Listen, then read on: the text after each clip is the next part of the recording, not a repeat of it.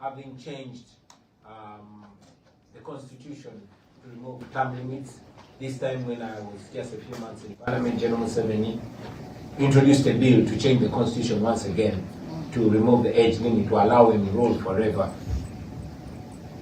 And I led my fellow MPs to resist that when he used the military to forcefully change the constitution, because I knew that politics was a game of the popular, and I knew that young people, who are the majority, 85% of our population, I ran against him, defeated him for the presidency in 2021, as it is chronicled and captured very well in a documentary about myself and my family called Bobi, the People's President. Of course, it was rigged again. I was to challenge him again in the election that happened on January 15th, which election we had under complete blackout of the internet, an election that was completely taken over by the military. And after that election, placed under house arrest, raided in my home, my wife beaten, stripped naked and filmed and all that. The head of the military, who is General Museveni's son, ordered for my testicles. The long story cut short, I ended up running out of the country, and here I am. Not defeated, not silenced, still growing strong and preparing to go back home. Thank you very much, ladies and gentlemen. Actually, a lot of the stories and the highlight of which that Mr. Kyagulanyi gives us here will soon come out in my book on music and politics in Uganda. I don't want to spill the beans by telling you the title of the book. I don't know if that would be an issue, but it basically chronicles Bobi Wine's artistry, but also entails with the question of how which is a very controversial one though, because I've had several interviews with him in Uganda, and he still thinks of himself, even initially, as not being a politician. And yet, the kind of activities he's, being engaged with could actually be perceived as political. But anyway, there's that monograph that is coming out as a result of so many years of studying Bobi Wine's music, inside out as a musician, and then looking at how that, study may even, counter-argue the idea that, Bobi Wine's political career only started in 2017. But hey, hello, how about those very many songs that have actually spoken and to the injustices many years before 2017. So it engages with all those kind of aspects. And now coming back, it is interesting that you always refer to yourself as not a politician. But we just recently, had this election where you excited so many young men and women, some of whom now ask themselves, our guy is not here. What are we going to do? So some of them feel like they're a lost sheep. Do you think that they should feel that way? Do you think there is a space now that you are gone for a while, even though you've already announced in your other fireplace conversations that you're actually on your way back to Uganda? What message do you have for those young men and women who have actually garnered this great support behind you and seen you as a visionary Thank you, Professor. It has always been my desire to light a fire, not just in me, but among many people, especially the young people of our country, of our region, and of our continent, and hopefully of our beautiful world where we live today. It is not just about me. I do not show up as the most qualified, as the most educated. As you are aware, the first time I ran for president, I didn't even have a university degree. So it was an effort to challenge the people, especially the young people, to fold their sleeves and get to do the work that they had to do. It is my satisfaction that very many young people got involved in the politics. The educated and qualified, young doctors, young lawyers, young engineers, but most importantly, the common people owned up the politics. The barbers, the market vendors, the taxi drivers, and that was the desire. While I am leading the church, I don't want it to be about me. I want it to be about all of us, because it has always been the effort of the dictators to strike the shepherd and to scatter the sheep. So I don't want it to be about me. My message to all these people has always been that every one of you can be a Bobi Wine. Indeed, every one of you should be a Bobi Wine. This time around, when I ran for president, I discouraged the nation from using my picture.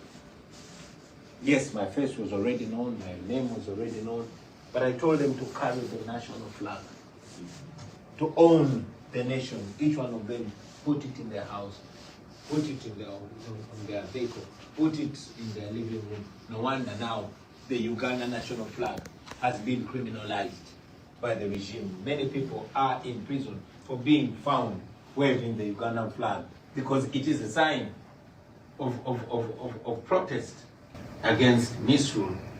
So I believe that they've had that. Of course, I know that I am dearly missed, just like I am dearly missing home. But maybe, just like they say there's always a silver lining on every cloud, maybe this should communicate to us and should challenge other Ugandans to imagine a time of my absence. At least I'm still alive. At least we live in a generation where they are now watching me on Facebook, on Twitter, on TikTok, and all these other places. But I'm telling them that the most important thing is to remove this idolization or this individualization of the struggle. While I play role, everybody else. When President Museveni took over power in 1986, he actually came in with the story of instilling a sense of democracy in the country, which he seems to have actually kind of embarked on, a little bit in the earlier 1990s before he lost track of that kind of ideology. Do you see yourself as, trying actually to revitalize that ideology rather than presenting a new ideology altogether? You're very right. I'm not presenting anything new. You can't reinvent the wheel. This that I'm saying, General Museveni was saying at my age, only more eloquent. He was a prized revolutionary, just like many others, just like the Sankaras, the Robert Mugabes of this world. I mean, I was named after Robert Mugabe. Can you believe that?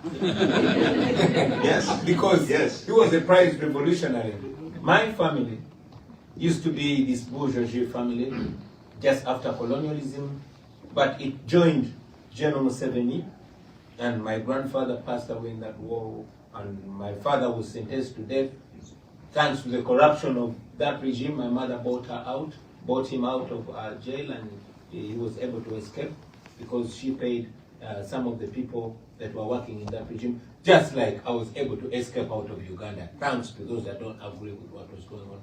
So When General Museveni was persuading our parents to join him in the Bush War, which consumed 500,000 of our people for him to get in power, he presented a 10-point program which included the return of democracy, the end of abuse of human rights, the end to corruption, and all the good things that he presented. And indeed, we must give it to him that in his first 5, maybe 10 years, he lived to that promise.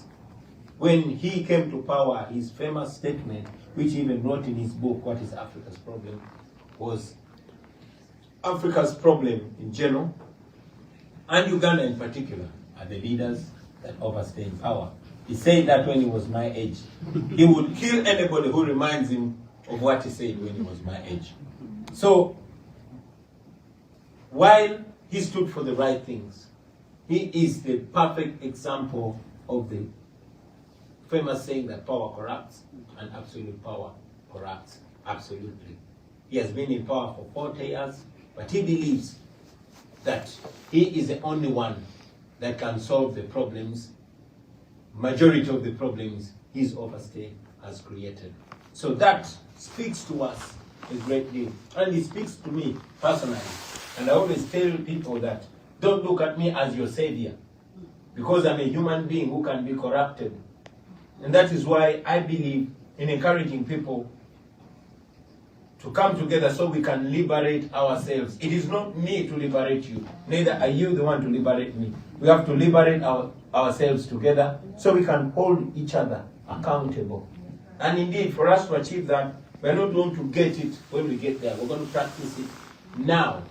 We are going to institutionalize and empower our institutions so that it is not an individual that charters the way. Now, I'm out of the country. But the institution, the political party that I lead, the National Unity Platform, has my fellow leaders with whom we sit and agree many of my ideas about, and many of my ideas are challenged out, just like the ideas of others. That is what we believe in, because that is how nations are built. Actually, this very last point, now, I mean, that very point brings me to the next question. You know, it is so interesting that when you stood up, you know, in 2017 to become the next member of parliament for the Chadondo East constituency, you were despised. Oh yeah. And the idea was like, this is, you know, some kind of a joke. He's just an Afro-pop musician. He's an entertainer, blah, blah, blah, blah, blah. What is it in you, though, that is so peculiar in you yourself, as in your persona? Because we have many other Afro-pop musicians in Uganda, the so-called Mainjers, you know, Chameleons, Baby Cool, and many others. Why? And some of them have even tried political office. But what is it that in you that I also still want to understand, and even where possible incorporate in my forthcoming book, that is able to animate this sense of energy to move not just even the young men and the women, because I've been to Uganda and I've seen this with my eyes, but even, you know, the older generation and even the, you know, the educated scholars. What is it that you do that defines what I want to call actually as an art of politics in you? I mean, well, why not any other musician? Why you? Well, Professor, honestly, there's nothing special about me. No, there isn't. This that I'm doing, anybody can do. All you need to have is the decency to know that you're not special. And to know that you are because we are, and we are because you are. In Africa, we call it Ubuntu. Just like as an artist, I rose not because I had the most beautiful voice, no, but simply because what I was talking about in my songs is the common plight of the people, and the thousands and later on millions that followed me and supported me were only and simply seeing themselves speak through my voice. That is when they throng my concerts, when they come, and before you know, 1, 2, 3, 100, 1,000, 10,000, 100,000, millions are associated with you. Anybody and everybody can do this. All they have to do is to think, especially in the context of artists, all they have to do is to think beyond Friday night. As simple as that. And indeed, to look into history, to learn from history. We have had great people that lived. I idolize Bob Marley. Bob Marley was a great artist. He spoke about all these things. The only thing that he needed to do is to speak about them on a more formal platform. I've been singing about these injustices and all that, and maybe I've just been reminded that sometimes something needs to happen to you. I was like all these other artists, Professor, until I was 35. I mean, I became a star at a very early age of 21, you know, and I was singing about the girls and the drinks and the rides and everything.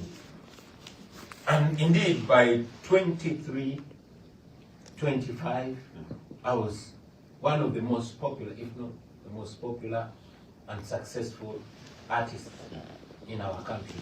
But there's this one day, I had just bought a brand new Cadillac Escalade with 24-inch spinning wheels, the first of its kind in East Africa, and I was coming from a famous nightclub called Angenoa Discotheque. When this young man of my age walked up to me, I mean, I used to, back then when I was younger, I was full of life. I used to move in waves, you know. So this particular night, I'm walking from the club and entering my car, and as you can expect, all the cars were looking at me, and I was feeling myself. I was the guy of the moment. So this young man, around my age, walks to me, knocks on my car. When I put the glass down, the window down, he slapped the hell out of me. So I got out to teach him a lesson. Then he pulled up a gun and put it on my face. And I mean, no matter how strong you are, you're not going to fight a guy with a gun. Smacked me again. And then I asked him, man, why are you beating me? What have I done to you? Asked me, why are you showing off? Don't you know this country has owners? Now, from his accent, he was coming from the ruling tribe, and he was a security operative, and was clearly above the law. So people surrounded to see who is this beating our celebrity. You can imagine, for example, now somebody slapping a Justin Bieber or Snoop Dogg or something. That is the kind of artist that I was. Even the security of the club came and pleaded with him instead. Said, Afande means the high-ranking officer. Said, Afande, forgive him. He didn't know there are bosses around here. So he ordered me, get into your stupid car, get out of here. I had nothing to do. I got into my car with my friend Nubian, and we drove. We didn't talk or look at each other. But as I was driving back home, so many thoughts came to me. The injustice and all that. But again, it was not the first time I was seeing this, only that it was happening to me. It had been happening to other people. In the same club I was there, and these military officers would come, and I mean, sometimes there were nights where university students were there, would come and pick somebody's girlfriend, force and take her to the car, do all manner of things. These things had been happening. But because I was a star, and I had this proximity to power, I had the illusion that it couldn't happen to me. Well, it was happening to me. That rang a bell in me, because something told me you deserve it. It has been happening to other people, you didn't say what. So this triggered something in my mind, and I started singing about, talking about them, and thinking in a totally different line. But it took a whole 10 years until a time came and I decided that I'm not just going to talk about these injustices, but I am going to go to a formal platform where I can actually speak about them, maybe influence policies that can protect our people. So experiences that we go through many times open our eyes. Maybe some of my fellow artists are still living in the illusion that they are safe until they get the rude awakening. I hope they don't get it at a time when they can't do nothing about it. Yeah. Right. Recently, you graduated out of law school also. Yeah. Congratulations. And now you are a lawyer. Do you see any separation of powers in Uganda at the moment? And if not,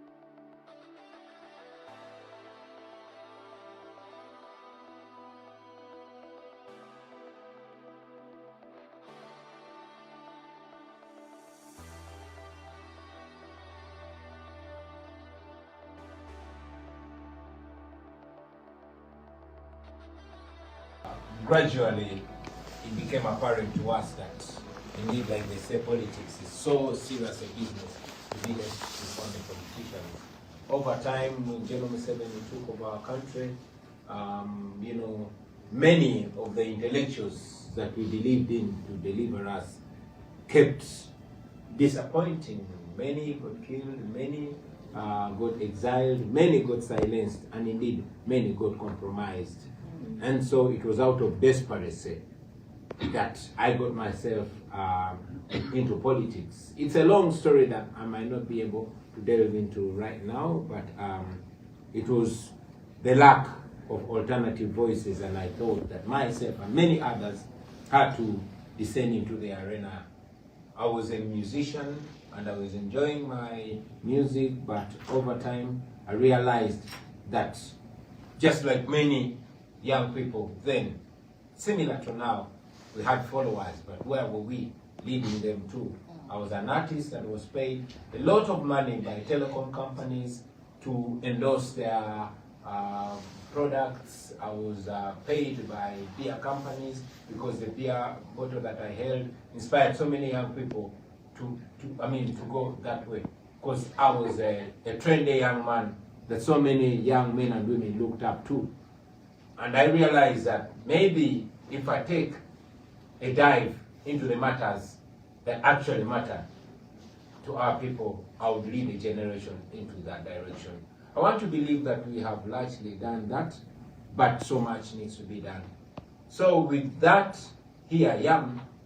I ran for MP in 2017. I won with 80% of the vote when I was competing with the ruling party candidate and the main opposition candidate.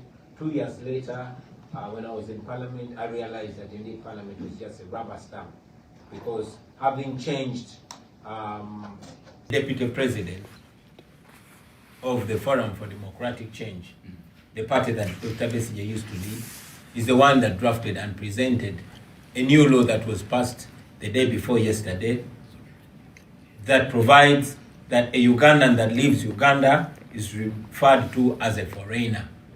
So you and I are effectively foreigners. And this law prohibits Ugandans sending back money to fellow Ugandans without the permission of a minister. And anybody that is found guilty of doing that runs a risk of serving 20 years in prison or a fine of 2 billion shillings or both. This is meant to completely disempower the population, and it is now in the offing that they are trying to scrap presidential elections to ensure that members of parliament who are handpicked by the regime are the ones that elect president. So the role of the National Unity Platform first is to keep the hope alive, to keep galvanizing the population, to bring people together. And one very important role of the National Unity Platform is to look at itself not just as a political party. Now this is rather confusing. We started out as a loose political movement called the People Power Movement. And we've said it many times that we are not a political party. We are a movement. We are the People Power Movement. We just have a political party, our electoral platform. But the People Power Movement encompasses all Ugandans. One thing that we are confident about is the people of Uganda, from the east to the west, from the north to the south and central, are all for change. And this was evident in the recently concluded elections. So we are to keep the hope alive, to guide our people, and most importantly, to keep them non-violent. I find myself in a challenging situation, leading a generation that is hungry and angry and wants to free themselves by any means necessary, and rightly so. But because I am aware that for the last 40 years, General Museveni has spent all our money not to revamp the healthcare system or the education system or to develop the country or to improve the infrastructure, but to stockpile weapons, to fortify himself as the master of violence. Now, we don't want to give it to him. That is why we have decided to use non-violence. Because when we use non-violence, we render his weapons impotent. So we are using non-violence in order to deny him opportunity to mow us down. Well, I know that even when we have been non-violent all this time, when you arrest political activists, they are paraded in the military court. You know, we are referred to as terrorists. We are referred to as agents of the West and all that. But we maintain that line because we don't want to go violent. We've studied, history has shown us that violence only breeds more violence. Violence creates this vicious circle of not only violence but entitlement. And our desire is to overthrow the guns, is to disempower violence, and bring forth a generation of reason. That is our role at the National Unity Platform. Thank you very much. His Excellency. Now, ladies and gentlemen, we are opening up the floor for questions. Please introduce yourself and then be sure to make your questions precise because I'm so sure that there's many of those. Yeah.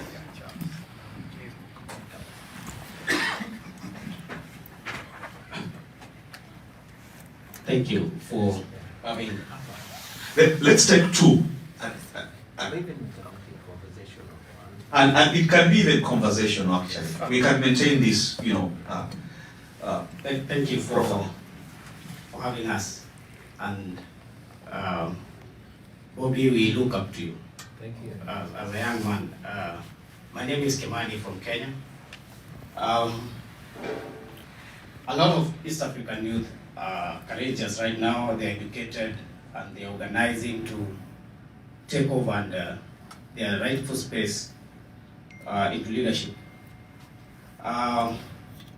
If you could talk to a young person in Uganda, in Kenya, in East Africa, what would you tell them to be able to turn their frustration into a long-term change instead of emotional reaction online? Thank you. If I could talk to a young man in Uganda, in Kenya, in East Africa, in Africa. But before I talk to that young man in Kenya and in Uganda, why don't I talk to that young man here, right now? That young man that is asking me that question, that young man is Kenyan.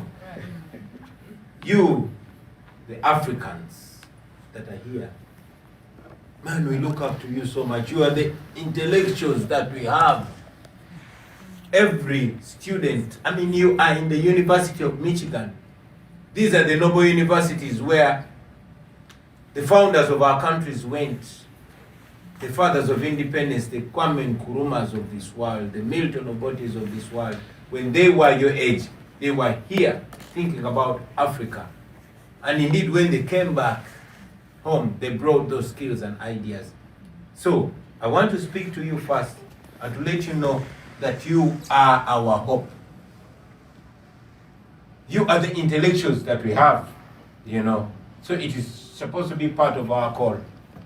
Leaders, you have read all this. You know what is wrong and what is right. You know what works and what does not work.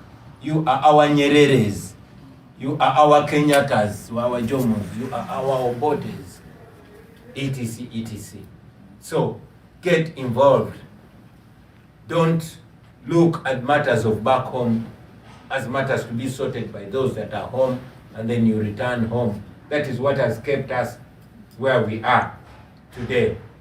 For you guys to be here, so much has been invested back home. So we need you.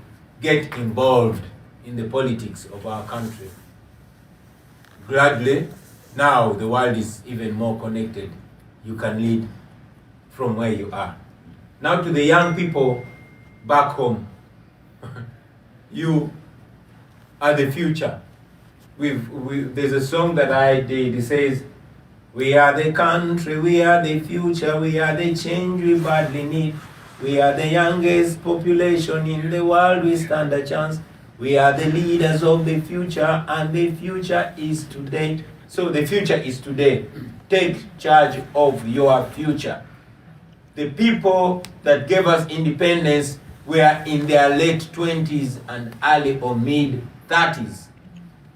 The old ones among them were in their late 30s when they changed home.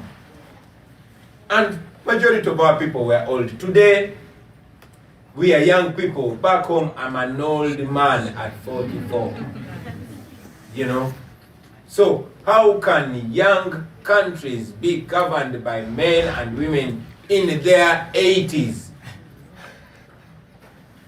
How can the future of young people be determined by the people whose future is already behind them?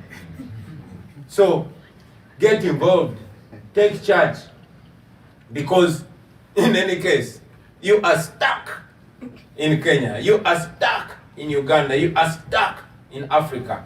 These guys are going to die. I'm sorry to say that, but it's the truth. You know, they are on their way out. So it is important for us to determine our future. Franz Fanon wrote and said, every generation out of deep reflection must realize its course and choose to betray it or pursue it. I have no doubt that you people, you Africans, you young Africans, here and back home, already know your cause. Now it's up to you to betray it by your silence or to pursue it by getting involved in any way. I'm playing my little role with my little knowledge as a humble artist from the ghetto. You young people out there know much more. You, the educated people. You, the knowledgeable people. Rise to the occasion and take charge of your nations. Take charge of your future. Thank you.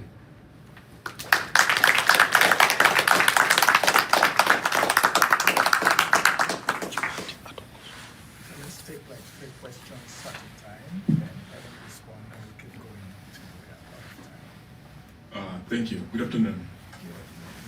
Please allow me to acknowledge the progress you've led thus far in your journey. In this coming 5 years, Uganda is likely going to experience some kind of like political turning shift. There is a possibility that the constitution may be changed to allow parliamentarians to vote for the presidency than the public election or the public vote. Thinking about that, it can be an opportunity for change-seeking forces if they do think that they have, a shot through parliament into the executive. On the other hand, it can also be seen as one of the ways that the incumbent regime has continued to make sure it remains in power. How is the National Unity Platform, thinking about approaching that perspective or that possible political shift? Let alone maybe the National Unity Platform, but how should Ugandans think about approaching such a possibility? Charles Kadlamu, I'm a global health researcher here at the University of Michigan, and of course Ugandan.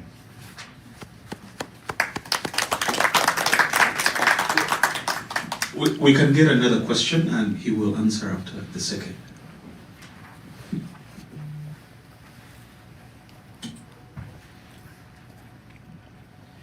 Yes, thanks for the opportunity and thanks to the President for honoring the invitation from Michigan.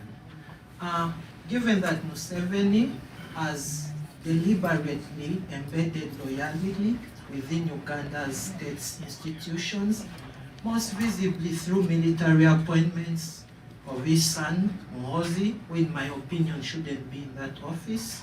So how does this present a challenge to the potential transition, and how does this approach to public appointments inform the strategy that leads us to a new Uganda?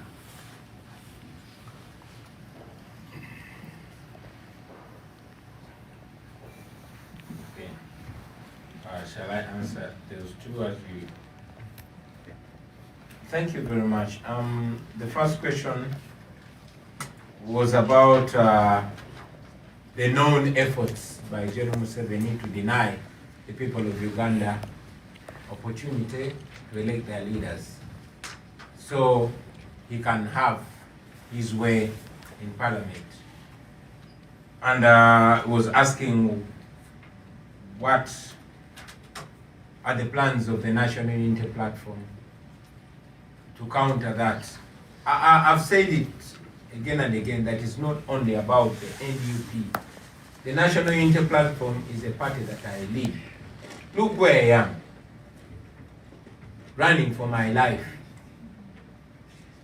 running from an unhinged 52-year-old spoiled son of a dictator who tweets and gives orders on X to his soldiers that I should be delivered to him, dead or alive, that I should be castrated. And these are not jokes. He threatens and delivers to his threats. You saw when he abducted my bodyguard and tortured him, shaved his beard and stripped him naked, and posted pictures of him, telling the nation that Eddie is in his basement being taught Runyakore, his mother tongue. Just yesterday, and these are not tweets of years or months ago, just yesterday, if you go to X and look for Muhoozi Kainerugaba, that is the son of the Ugandan president, who he gifted with the rank of military general and appointed chief of defense forces. That is where we are. The National Unity Platform is the moral platform. It can only go so far. I've mentioned that the day before yesterday, another sickening law was passed, to the shock of all Ugandans. I mean, all moral voices gave their opinion. Religious leaders, traditional leaders, even the governor of Bank of Uganda said this is going to affect the economy, because Uganda is a country that relies largely on the money that comes from outside. The diaspora remits up to $2 billion annually. But because the project under General Museveni, the project is not Uganda, the project is Museveni and his family. The agenda is not to lead the country to a better place. The agenda is to keep power within the family at all costs. So, that being the way it is, it ceases to be an issue of the National Unity Platform, the party that I lead. It's an issue of all Ugandans. And like I said, NUP is our electoral platform. This is a party, by the way, that we introduced only 1 month to the 2021 election.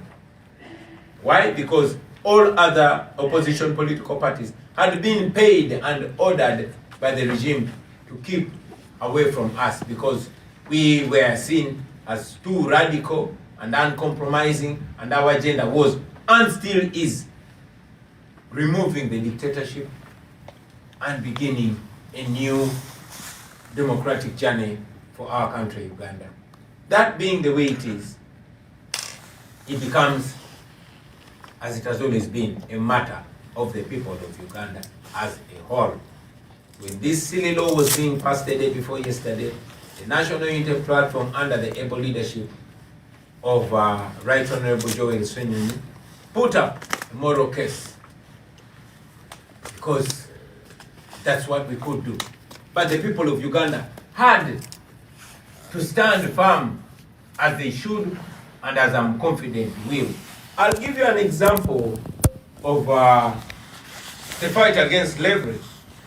While the Moro white people were in Congress trying to make a case against slavery and asserting that slavery is immoral, the likes of Harriet Tubman on the plantation had to also put an effort and communicate to all and sundry that slavery is not only immoral, but it is dangerous. Therefore, while the NUP is making a political moral case, the people of Uganda must rise and free their country. They're like two wings of a bird. One cannot flap alone, it has to work in concert.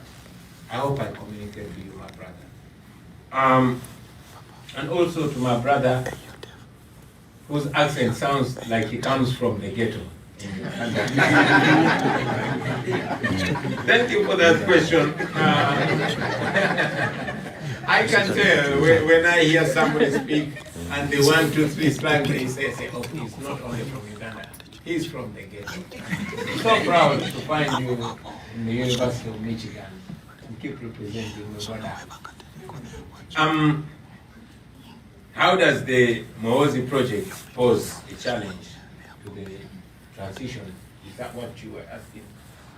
Not necessarily, but the approach to appointing people in most of these offices, but not just people, but people who represent themselves interests and Moozi's interests, not basically for Uganda. People. What is your question? You seem that's a statement. Yeah. So now, how does that present a challenge to the transition, and how does it inform the approach we take to remove the dictator? Thank you very much. Now the two transitions. That in itself is actually a transition from Museveni to his son, who is effectively in charge. He recently appointed one of his friends, head of media center and government spokesperson. He had his birthday and he ordered the police, the military, border riders, taxi riders to show up and run in celebration of his birthday. And indeed, when you go to his tweets, he tweeted and said, how come I did not see the former military commanders? Are you undermining me? Why didn't you show up to run and celebrate my birthday? So that is a transition from Museveni to his son. It's a transition from a pseudo-democracy, from a facade of democracy, to a reign of terror. You saw that when he distinguished himself in terror abductions and extrajudicial killings through this election, abducting people, killing people, torturing people, his father, in response, awarded him with a medal. And in his statement, Museveni's statement, he thanked him for dealing with troublemakers during the election period.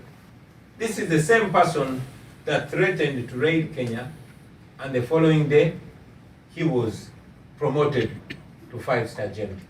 This is the same person that after he tweeted the naked pictures of my bodyguard under torture, 2 days later, he was made Chief of Defense Forces.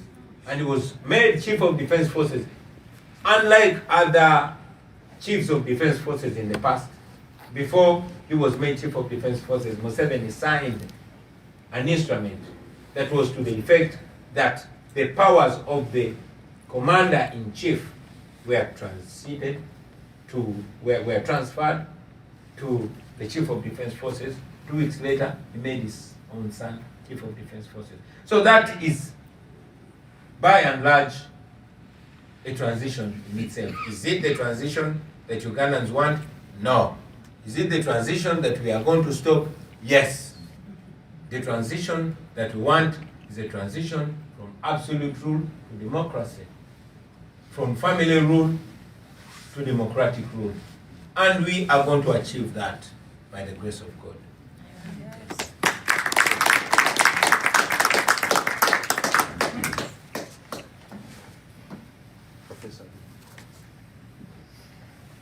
you very much. So Ugandans are some of the most prolific in terms of the use of social media. And I guess that is why the president's son tweets a lot. And if you go on social media, you see a lot of Ugandans using TikTok, Instagram, as well as Twitter or X to communicate ideas. So I want to know, to what extent have you and your group also been using these platforms to communicate with or to mobilize at the grassroots level? Thank you very much. Yeah, Ugandans are using social media, and largely because it is the remaining medium of communication for Ugandans. Like all dictatorships, the media is completely usurped. Most, if not all, radio stations are controlled by the regime. Those that dared to challenge the regime have been either closed or completely incapacitated. Majority of the radio presenters are owned by military chiefs, regime operatives, ministers, name it. And others that used to speak out don't. For example, I am not hosted on any radio or TV station in Uganda. Never mind that my voice is the most heard and my cute face is the most seen. Why? Thanks to social media. Social media has always been our way out. And the regime has not taken this lightly. This started when I rose to the occasion and became member of parliament. The regime could not stop this message from going out. So what the regime did is that they introduced a tax on social media. Yes, the first in the world, social media tax. I and many of my friends went to prison for protesting against the social media tax. No tax on the internet. You could buy your MBs, but you had to pay a tax to use Facebook or Twitter or WhatsApp or that. That did not work because the people of Uganda said, okay, we shall pay that tax, but we shall communicate. They started finding ways of going around it. The next step, and that was during the 2021 election, Facebook was the only way we were communicating. That was before the introduction of TikTok and others. Facebook was the most popular social media in Uganda. It was banned. So 6 years ago, Facebook is banned in Uganda. Why? Because it annoys General Museveni.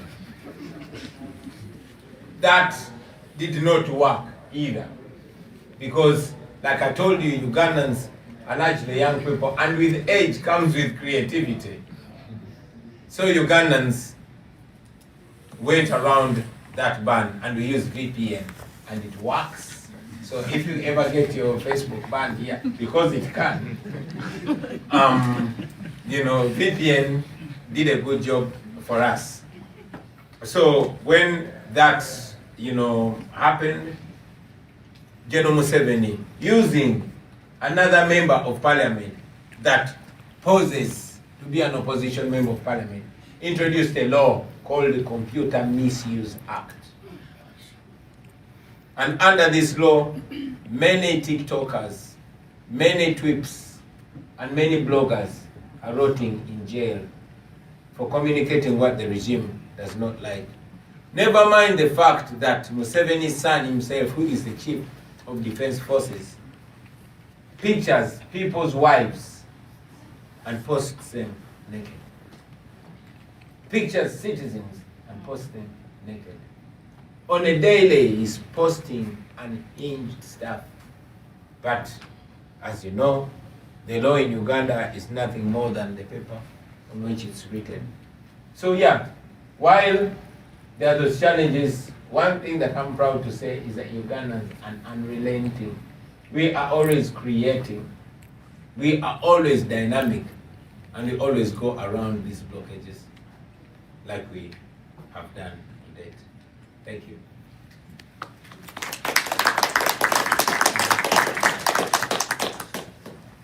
Yeah, there's a couple hands. Oh, yeah, somebody already has a microphone. Please go. Oh, Yes. okay. And then- Can you hear me? Yes. Hello? Hello? Okay, thank you. My name is Eloise Salif. As an African, a Liberian, I'm from Liberia, West Africa. So when you talk about political violence, electoral violence, dictatorship, it's something I've experienced.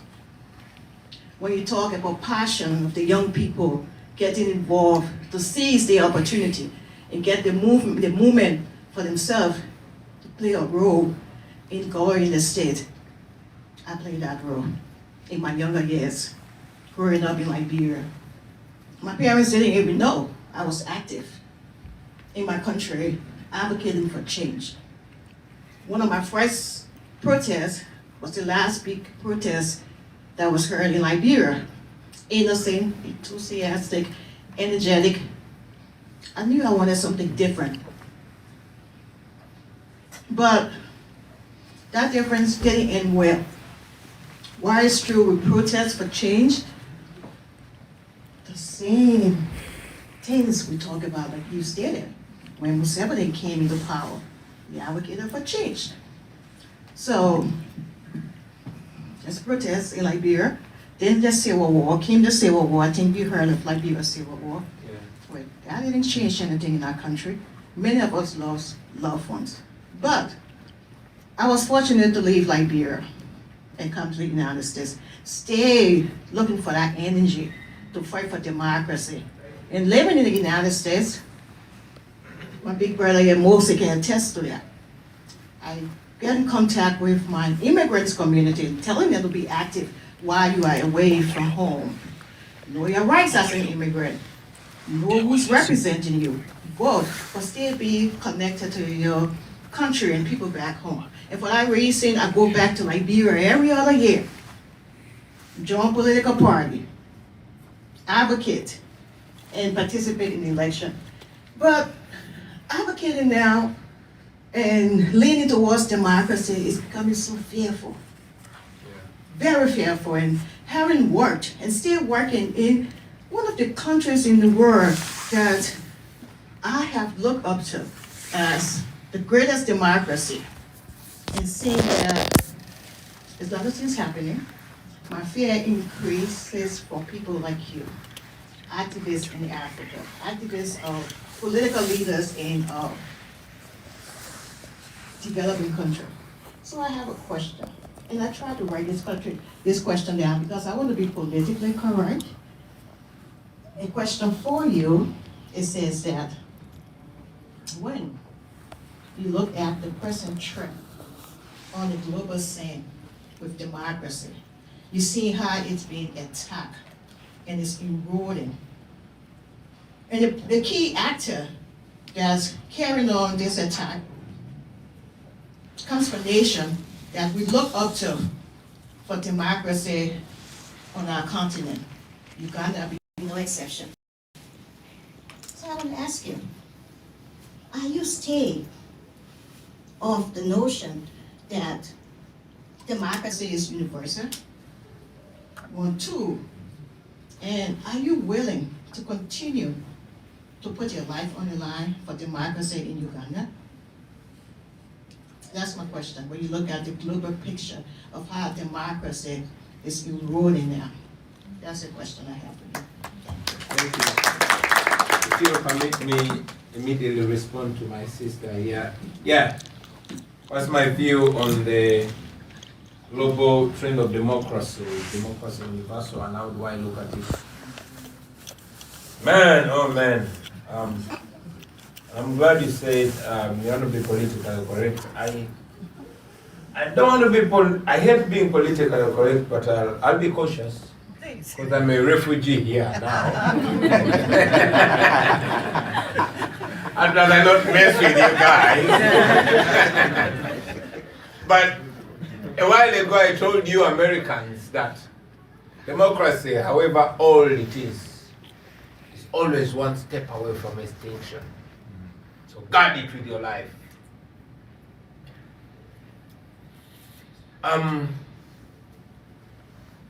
Yeah, I mean, Liberia, at least you've been there. You've had people like Charles Taylor,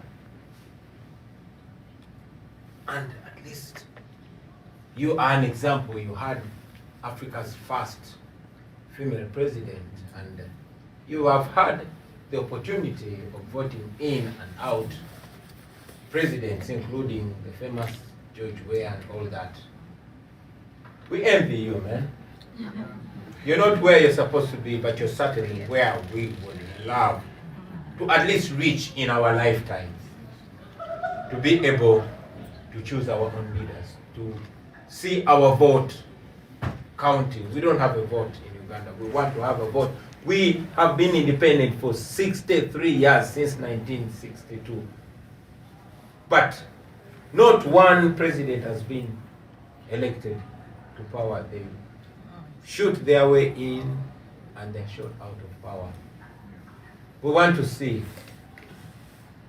an elected president by the people of Uganda in our lifetime. You mentioned it that many times it gets dangerous. Yes, it gets dangerous. Many people, many of our brothers and sisters, we don't know where they are. They don't even have homes. But they were picked from home on camera. Many of my friends are in prison. Eddie Mutwe, Machete Yasin, young ladies like Olivia Lutaya, Doreen Kaija, Sauda Madada, name them. As we speak right now, there are young women that were picked, about 2 or so weeks ago. A young lady, a TikToker called Beauty, was picked from a funeral of the wife of our spokesperson who passed away when he was in prison on a trumped-up case. She was picked by the military. Up to now, we don't know where she is. So it gets tough. I'm not home. We are scattered. My young family is elsewhere. I am here trying to advance the cause. It comes with a cost. But I can tell you, my sister, at the end of the day, that cost is worth it.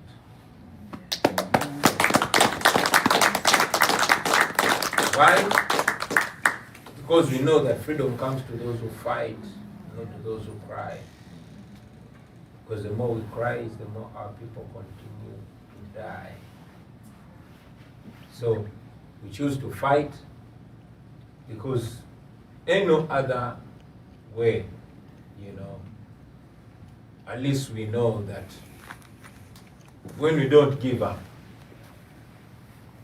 victory is imminent. More fierce evils have been overcome. Slavery was overcome. Colonialism was overcome. Apartheid was overcome.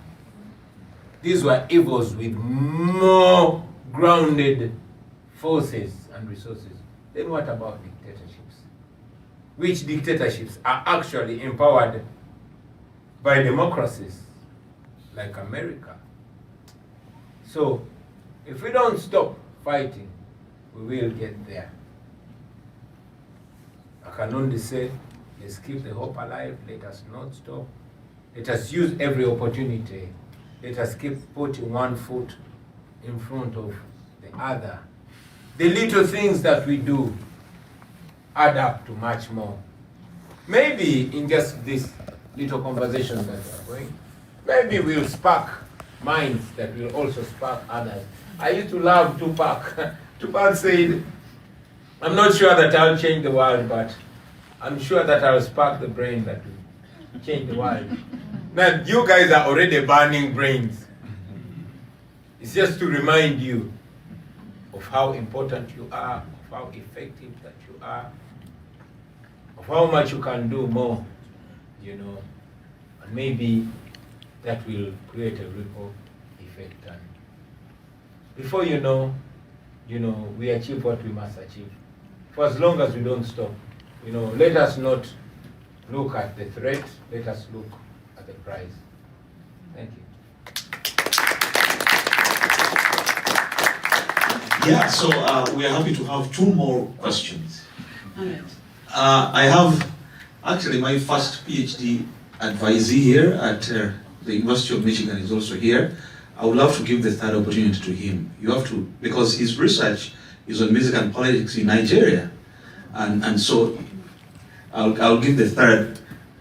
So 2 plus his 3. Okay. Yeah, but briefly, go ahead. Okay. Thank you very much, His Excellence, and yeah, for all the insightful aspects that you have shared. I'm glad that you touched on the dictators of Africa, Mugabe's, obviously Museveni's, and many others established the frontline states. And of course, some well-respected statesmen like Kenneth Kaunda's, Julius Nyerere's, and many, Samora Machel's, and many others were quite progressive. So my question is, what's the game plan? Because definitely you do have your own youngsters of your own generation, the likes of Chamisa. I know you're quite close to Chamisa in Zimbabwe. And the same modus operandi, I think Uganda and Zimbabwe are quite twins in a way when you talk about this politics of dictatorship, because whatever is happening in Uganda is what is happening in Zimbabwe right now, and constitutional changes, if I might be allowed to say, and many other atrocities, especially when it comes to human rights violation. So I understand that dismantling of colonialism came about due to international solidarity, regional solidarity, national solidarity, and of course the diaspora plays a very important role. So what's the game plan for you? Thank you. Thank you. What's the game plan? Oh, man. The other question. The next question. I forgot to say I'm Janet Munakamwe, UMEP scholar, African Studies Center, based in South Africa. Thank you. Hi, I'm Shakira. I'm from Uganda. My question is going to be brief. So, as we all know, not all of us, but Ugandans that are here and back home, we know healthcare system is sucks. Last summer, I got a chance to go back home, and I was shadowing at Barat Referral Hospital, where people die left and right. It was horrible. Yes, death is inevitable, but sometimes it can be avoided. But people couldn't afford 2,000 shillings, which is less than $1, to buy medical supplies. And this is supposed to be a government hospital. So my question to you, Mr. President, is, so I'm going to manifest. When you become the president or your party, which measures or policies or plans do you have for affordable and accessible healthcare for the people that can't afford it? Thank you. And let's get Joshua's also at once, and then we probably Okay, thank you so much for coming to speak with us. As Charles said, I'm his PhD student, so Joshua Kurobo in the School of Music, Theater, and Dance as an ethnomusicologist. But yeah, I have so many questions I'd love to ask you, but I will just ask one that's very simple. I know that you brought up this love of Bob Marley. Been reading the works, that Charles has written on you and your kind of early political activism, even when it was over this, One Love Beach that became a very contested place. But I'm just wondering about, when thinking about popular music and reggae, for example, like where did that love of Bob Marley come from? Are there other reggae artists that you're inspired by?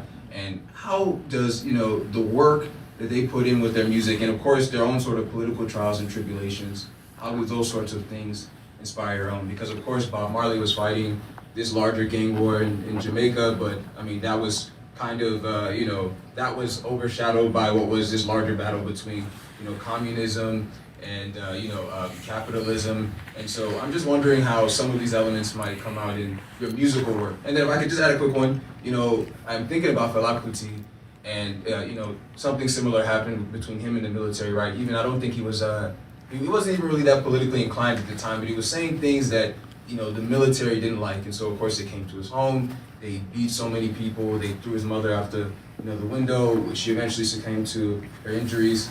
But I'm wondering about, because he created Zombie after that one, and it became very kind of insulting to the military. I'm wondering if you have something like that, at least musically, that's cooking, to critique those that are in the military, and in what sort of way? Because when we think about these dictatorships or these military regimes, right, it's the military, right? It really, not to say that, of course, there's not one big man behind it, but it's the military, and there are individuals in that military that can hopefully have their heads turned. Not to say that we should be hoping for a coup over the return of democracy, but is there a way to inspire people that also are seeing this guy, this son of, again, a rich dictator, and saying, like, this guy is not the one to lead us. What does he even know about military conduct and whatnot? And if you have any sort of opinions about that. Thank you.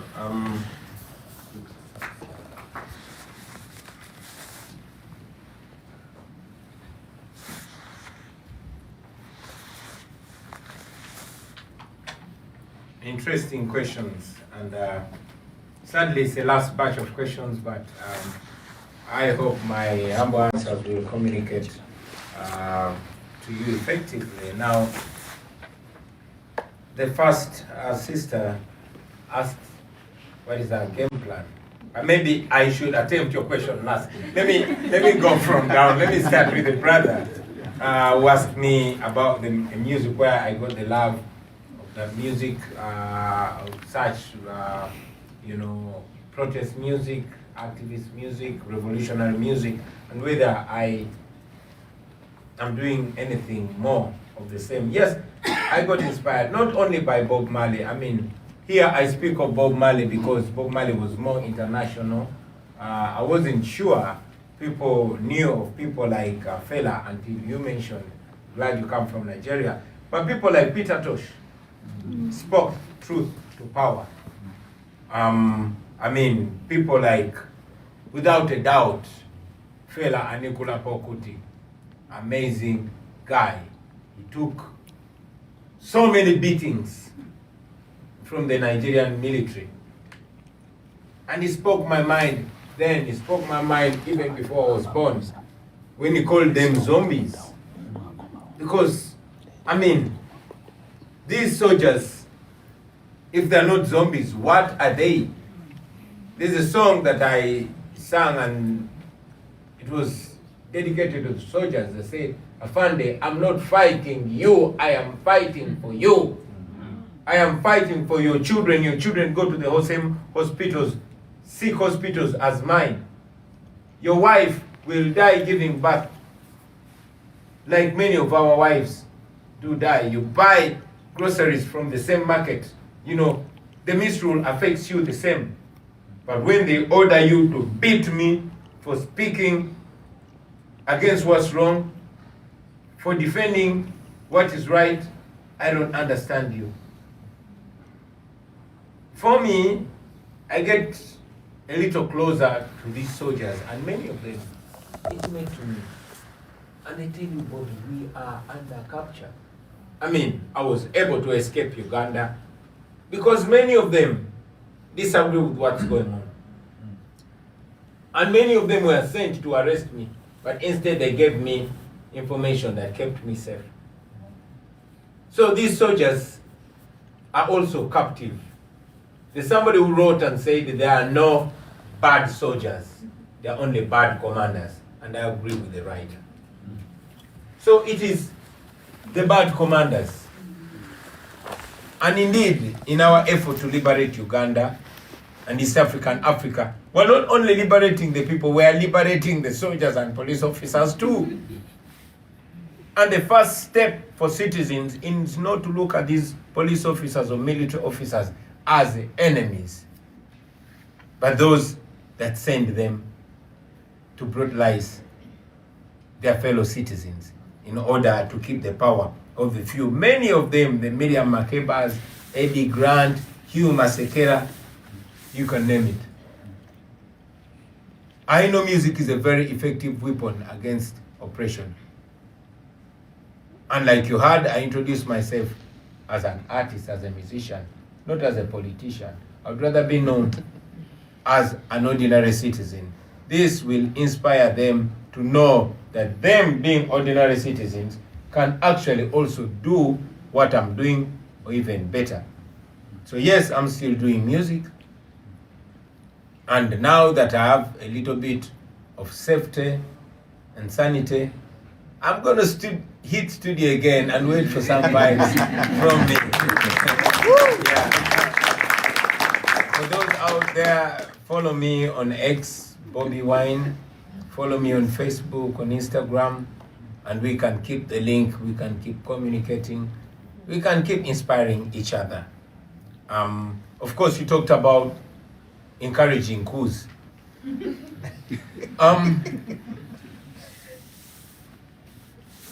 I did not say I'm encouraging coups against dictators, but neither because while most coups are vicious circles, at least we've seen in history a guy like Jerry Rawlings in Ghana that took over and handed power to civilian rule in his lifetime. So maybe, just maybe, there's some good soldiers. In the recent recent months or years, we were celebrating our brother Ibrahim Traore that took over power in a coup, although it keeps disappointing when he abolished the Electoral Commission and now recently he discouraged democracy.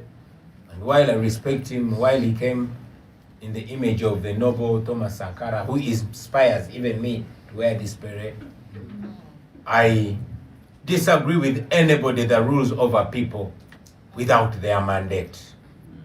I believe in servant leadership. I know it's popular, and I encourage, in fact, challenge my brother Ibrahim, my young brother Ibrahim Traore, as a popular artist, as a popular leader.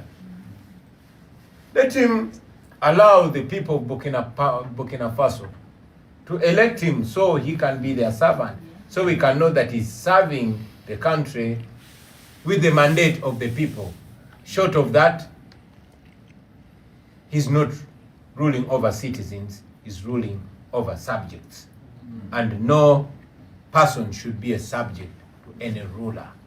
All leaders should lead in the interest and with the mandate of their people. And that can only be achieved when the people vote for you and give you the mandate. People should always retain the power to appoint you and disappoint you, because Burkina Faso, like many other countries in Africa, do not produce only one person. There are many. So they should be able to elevate and bring down anybody depending on how she or he serves them.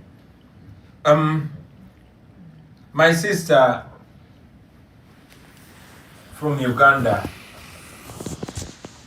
went to Mbarara. Mbarara is in Ankole. Mbarara is where Museveni comes from. My wife comes from Western Uganda. She's the same tribe with Museveni. And the rest of Ugandans actually have a false belief that the region where the president comes from is privileged and has facilities running, has good hospitals. Some actually tend to think that the Banyankole get tribal allowance. I'm so glad that you mentioned it, that under dictatorship, nobody is safe, not even where he or she comes from.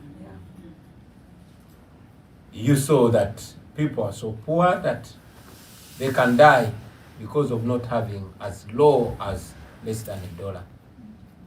What is the plan? Once we change our country,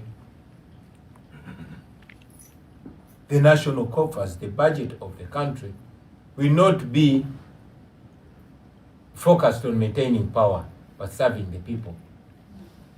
We are not reinventing the wheel, and I, like I've said in the past, I'm not claiming to be all-knowing, but I know that the intellectuals of the day, that so much money has been spent, so many workshops have been attended in the country and abroad, and solutions to terrible healthcare have been suggested. The countries like Kenya and Rwanda that have adopted them have improved their healthcare system, and our political elite go to those countries to get healthcare.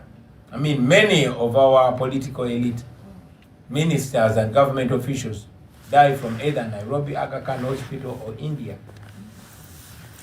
But the solution has been suggested in these beautiful proposals, these detailed documents. When you look at the Maputo Protocol, it was suggested that for these countries to improve their healthcare system and curb the maternal death, which, according to the Ministry of Health in Uganda, we lose 20 women every day during childbirth. Every day. They died yesterday, they have died today, or they will die by midnight, and they will die tomorrow. It has been like this, it is like this, and it will continue to be like this until it's changed. We lose 300 children every day to avoidable causes. They died yesterday, they have or will die by end of today. Tomorrow continues until it's changed. But the solution to that was to improve the healthcare budget to as low as 15% of the budget. But because that is not the priority, they continue to die as we keep crying. So the solution is implementing these beautiful and life-changing, life-saving suggestions and proposals.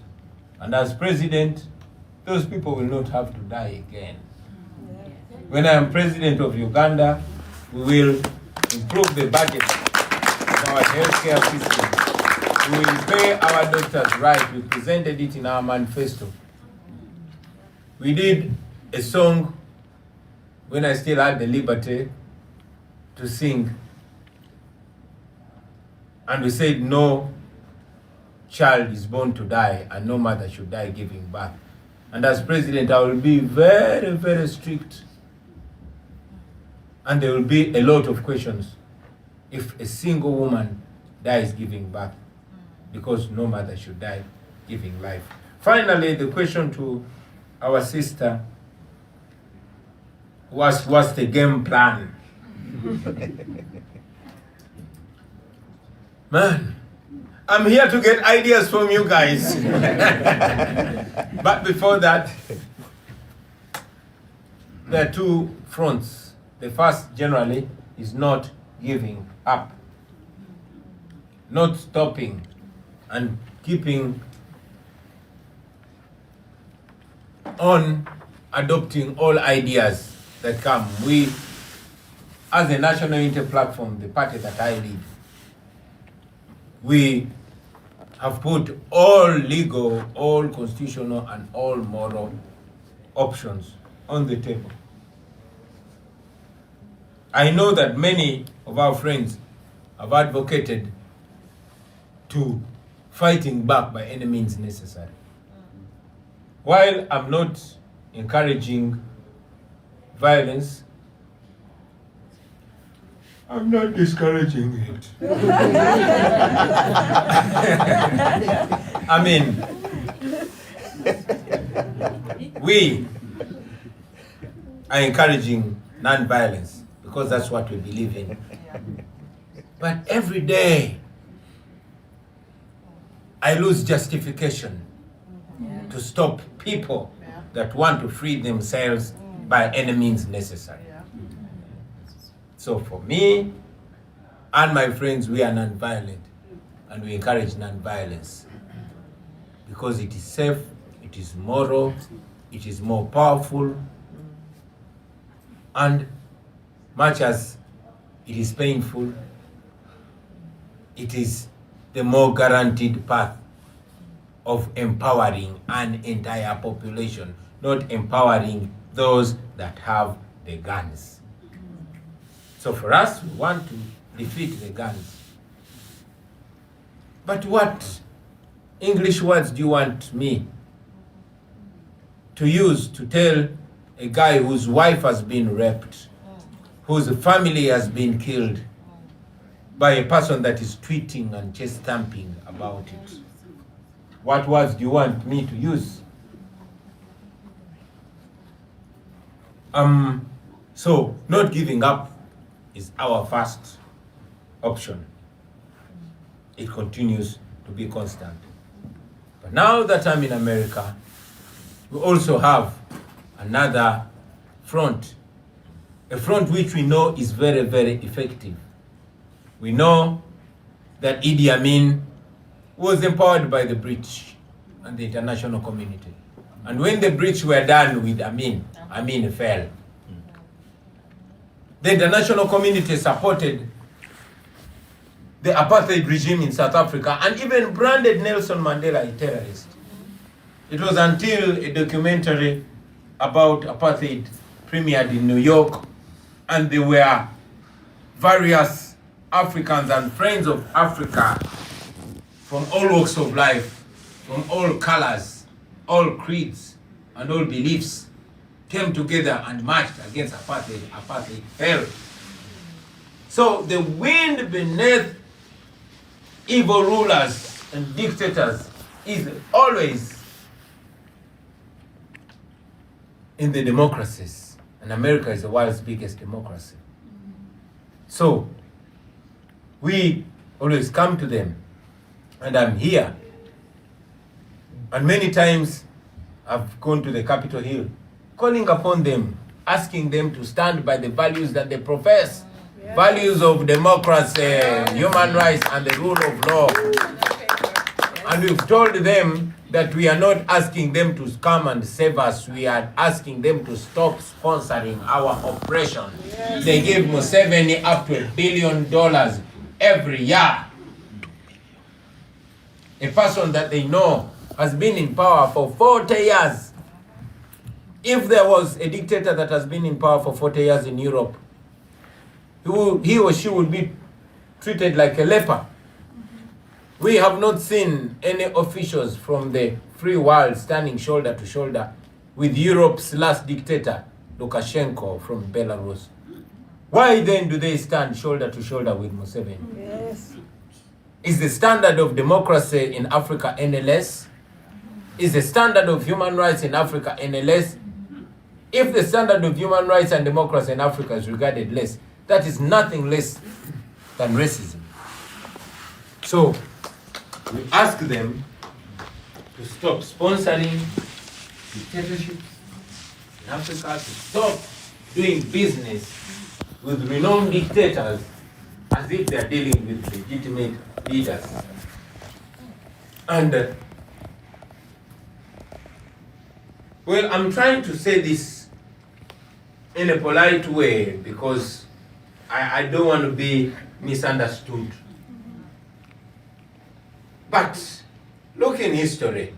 When Idi Amin did what Museveni is doing, he was sanctioned, he was criticized. Those that are fighting against Idi Amin, even when they were fighting violently, they were supported. My sister from Liberia, when Charles Taylor did what Museveni is doing, he was sanctioned and even arrested. Why then is Museveni and his son not arrested, or at least sanctioned? In this time and era when they have, tools like targeted sanctions against human rights violators, when they have laws like the Global Magnitsky, they can evoke them. I am not ordering them. I'm just requesting them to be the big brothers of democracy that they claim to be. Thank you very much. Power, power. People power. Everywhere. NUP. All right. For the purposes of keeping our memories, we're going to take a couple pictures with the director. Yeah, just take the closing. Okay, and then he's going to give us the closing remark first, and then we'll take a couple of pictures. All right, thank you very much, Bobi Wine, and thanks, Charles, for moderating this panel. So the thing is, the story of Africa is the same, whether you are talking about the Sudan, you are talking about Nigeria, Burkina Faso, Equatorial Guinea, or wherever you turn to in Africa, the story seems to be the same. But what we can take away from this is that the future of Africa also depends on building a democratic system that works for everyone. And the youth and people of Africa are the engine for building that democratic structure that will eventually work for everyone. So that's what I think is our major takeaway from this today. So please, let's thank Bobi Wine for joining us.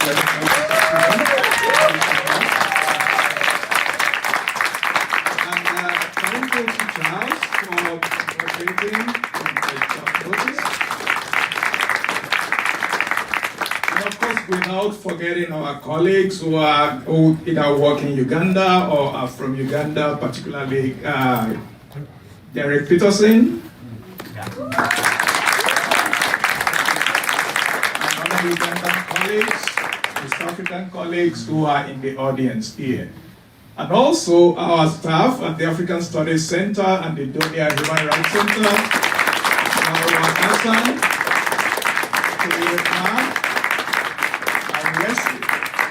Thank you for putting this event together. We really appreciate your hard work in making it happen. So thanks to our wonderful audience. We didn't expect this much audience because students are almost gone from campus because our semester ended a few weeks ago. But we are happy that all of you made it to this event this afternoon. And we hope that when next we call on you, you will, as you always do, show up for African Studies Center. Thanks, everyone.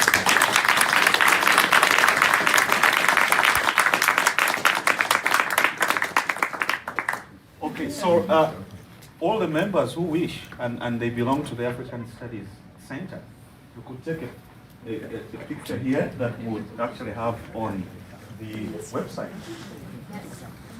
I want to take one with Get up there.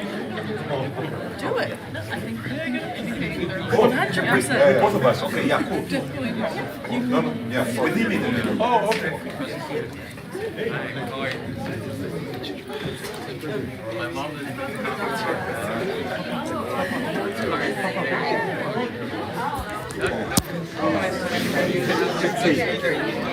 and so I sent a picture asking what he thinks of her president's son.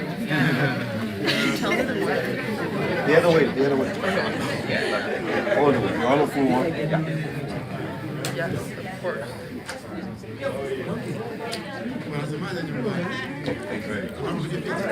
Duncan. Yeah, absolutely.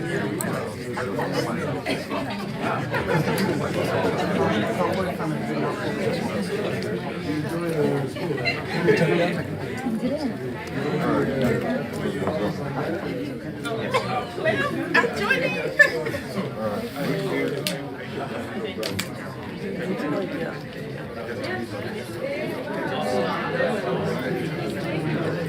Do you want to take one? I would love that. Yeah. Duncan.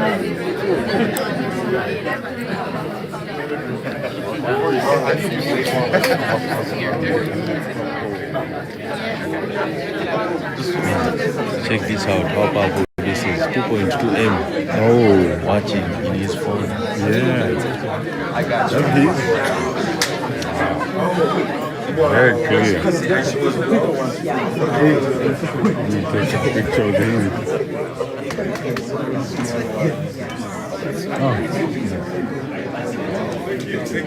Yes. Sorry, like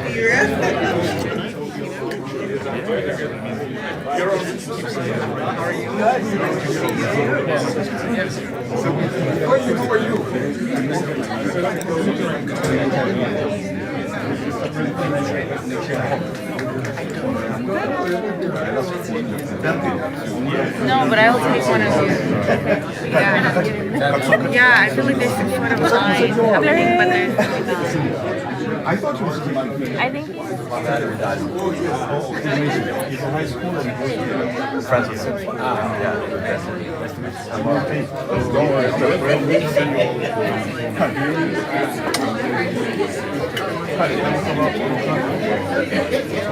We'll